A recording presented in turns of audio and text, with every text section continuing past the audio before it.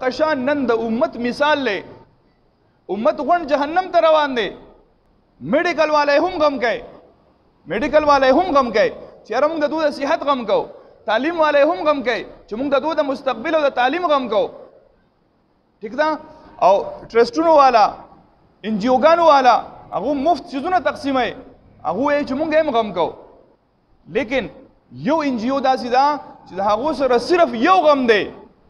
یو انجیو داسې ده چې د هغو سره صرف یو غم دی چې د دې انسانانو آخرت ښایسته شي جهنم ته لاړ نه شي جنت ته لاړ شي هغه دی تبلیغ والا څوک دی تبلیغ والا د دعوت و تبلیغ جماعت والا پتا به بد لګي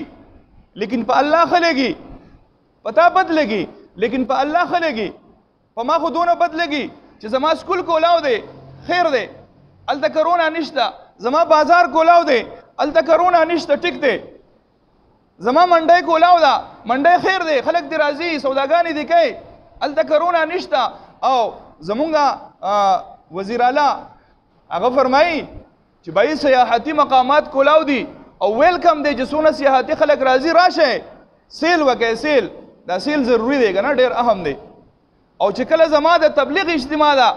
او تبلیغ له خلک راځي د الله دین زده کولو له خلک راځي نو بیا ورته څه وایي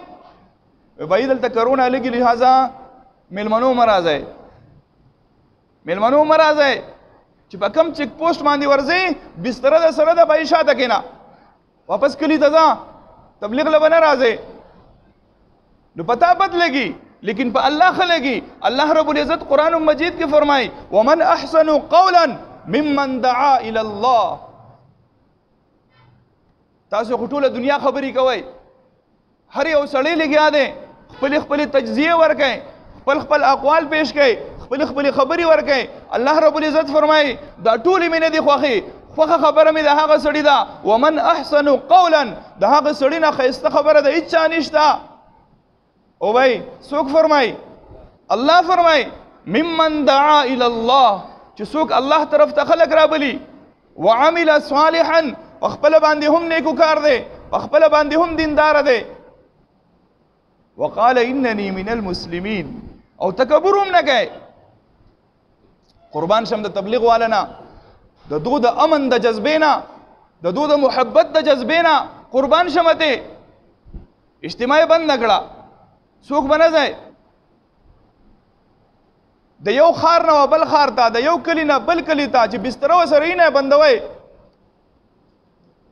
یو تبلیغي بددعا نه ده ګړې ښه یو تبلیغي راته وښیي چې هغه خیرې کړي نه نه نه دا ناپوهه دي نه پوهېږي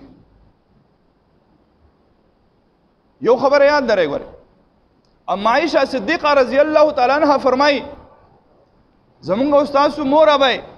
ام عائشہ صدیقه رضی الله تعالی عنها فرمایي الله وسره لقب هم لګولي صدیقه رښتونی د ډېره زیاته هغه رښتونی زنانه د حضور محمد مصطفی احمد مجتبی صلی الله تعالی علیه وسلم پاک دامن بیبي هغه فرمایي نبی علیه الصلاۃ والسلام کور ته تشریف راوړو کله چې نبی علیه الصلاۃ والسلام تشریف راوړو ما په د مخ مبارک باندې اثر ولیدو نبی علیه الصلاۃ والسلام چا سره خبري اترې ونه فرمایلې او داسې وکړو او بیا جمعات ته تشریف وړو او په منبر باندې تشریف فرما شو او نبی علیه الصلاۃ والسلام په منبر باندې خطبه ویلا او بیا صحابو ته فرمایل چې خبردار د دعوت او تبلیغ مهنت کوي امر بالمعروف او نهی عن المنکر کوي مخکې د دینه چې هغه وخت په تاسو باندې راشي چې کله تاسو امر بالمعروف او نهی عن المنکر پرېږدئ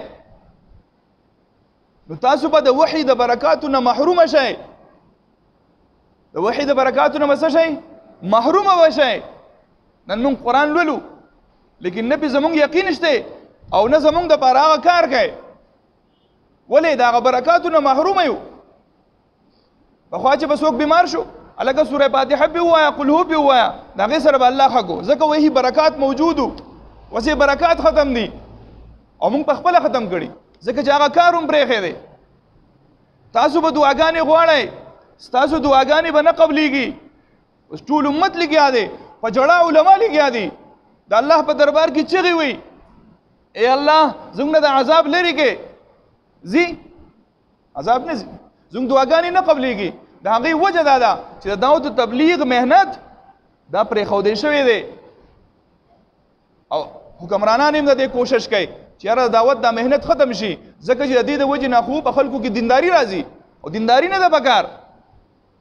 نو حقه مثال دی هر سړی وایي چې هلکه دا سړی دی کندې ته غورځېږي هلکه زما په خیال د سترګو نظر یې خراب دی نو د سترګو غم ولکئ خپو باندې خپیال به دی د پیزارو غم ولکئ د کپړو غم ولکئ د ده د خوراک غم کوي د ده د صحت غم کوي لیکن صرف چې غم نشته نو د ده د آخرت نشته چې دا سړی کم طرف ته روان دی دا خو جهنم ته ځي هر سړی روان صرف یو تبلیغي جماعت داسې دی چې دا تبلیغي جماعت دا خلک نیسي او بوزي ځان سره جنت ته انشاءالله مونږ نیت وکړو په دې ناسته مجمع کې چې څونه کسان یو بھائی دین داسې دی دین مذهب داسې دی چې دا ته څومره دباوهې دومره به دا وبرېږي دومره به راوچتېږي نه راوچتېږي بھائی څومره چې حق دباوهې دا حق به راوچتېږي نو دعوت و تبلیغ مهنت دا حق مهنت دی سچا مهنت دی د دې وجې نه انشاءالله مونږ ټول نیت وکړو د اجتماع نه خو خلک لا نړه ځکه چې انتظامیه بند کړه منع کړه نو موږ د دې ځای نه نیت وکړو انشاءالله چې موږ ټول به د الله په لاره کې څلور میاشتې لګو نو څوک تیار دي انشاءالله د الله په لاره کې وتو ته موږ ټول تیار موږ مسلمانان یو دا زموږ ذمہ